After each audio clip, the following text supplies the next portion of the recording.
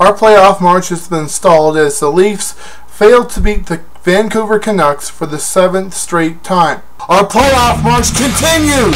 Toronto Maple Leafs have named Dion Phaneuf the 18th team captain in Leaf history.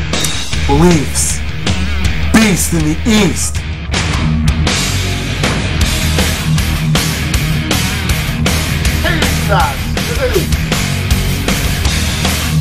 And the Leafs are rocking it out in the Music City.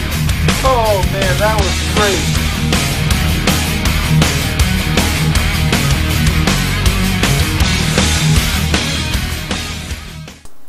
This game is the first appearance of Keith Aulley in the NHL, as well as the second appearance of Nazem Kadri, and the first appearance was last year against the San Jose Sharks in an emergency call-up from the OHL. First period, Schustrom gets things started off right for the Leafs as he deflects a shot from Boschman past Chokeongo to make it 1-0 for the Leafs. And then later, Vancouver is penalized for too many men on the ice. Phil Kessel blasts one past Chokeongo, 2-0 for the Leafs, and this ends the 7-game scoreless funk. At least I think it's 7 games. I lost count.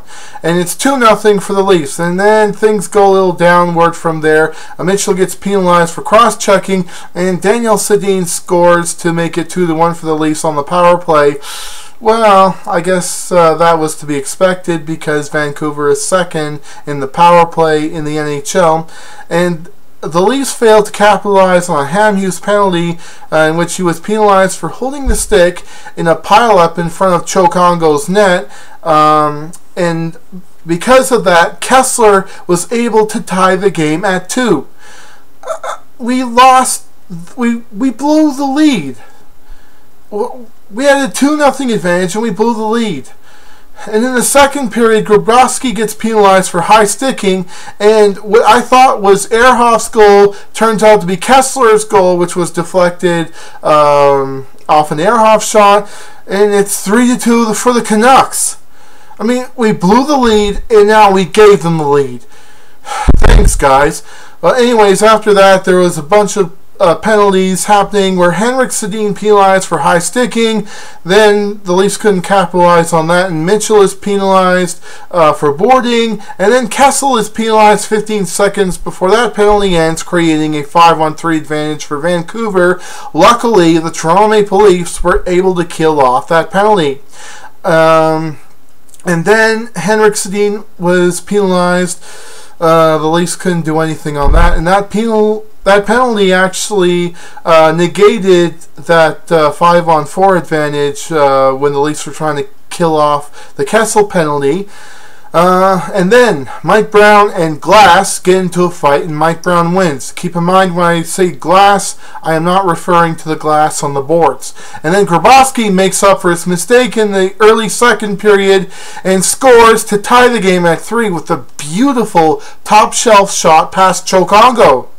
Third period, the Leafs were on a 3-on-1 advantage, and Kadri, he was thinking too much, kind of like what Kovalchuk did against the Buffalo Sabres in that shootout, and he lost control of the puck, and when it was recovered, it was no longer a 3-on-1 rush. Now, the game from there pretty much was just equal in strength of skills forward and skills in the defense and skills in goaltending.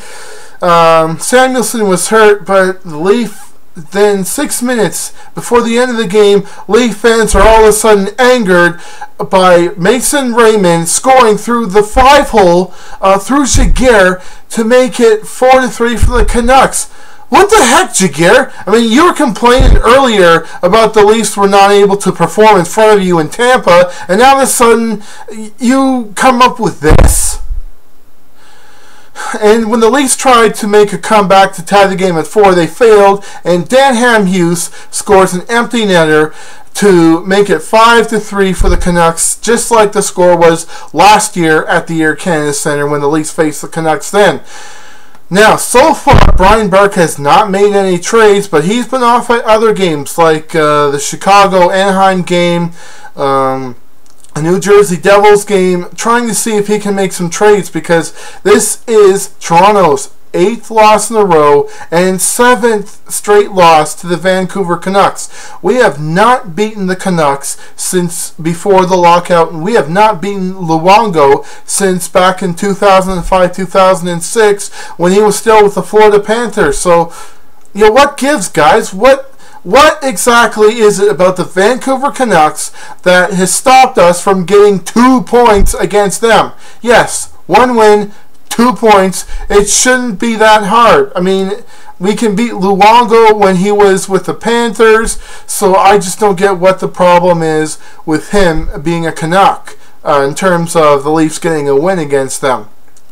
I mean, heck, I was probably the only Leaf fan who was cheering against the Canucks because I wanted the Leafs to be the next Canadian team to win the Stanley Cup since 1993. So let's just say you'll find me being the only Leaf fan cheering against every other Canadian team in the playoffs, unless that team happens to be the Toronto Maple Leafs, and I am 100% sure the Leafs will make the playoffs this time. So, and believe me, I was speaking to a few Leaf fans at the skills competition, which I will make a video about, but it'll have to be a separate video from this one. And a lot of them were angry and upset about Mason Raymond's goal, as they think that the game should have went into overtime, and even if the Leafs lost, we should have gotten at least 1 point from that game.